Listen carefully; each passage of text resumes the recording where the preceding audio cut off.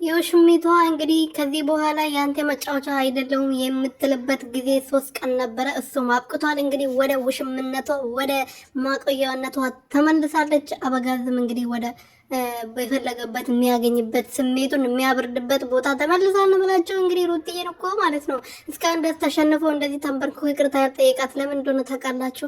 ሩትዬ እንደዚህ ባጣ ቆየ ስላልሆነች ራሷ ክብር ስላላት ለቤተሰቦቿ፣ ለራሷ ለልጇ ክብር ስላላት ነው። ሄርሜላ ደግሞ ለቤተሰቦቿ ለማንም ለራሷ ክብር ስለሌላት ባገኛት በፈለገ ሰዓት ሄዳ ትጋደምለታለች። እሱም እንደፈለገ ይጨማለቅባታል ማለት ነው። ገባችሁ አይደለ?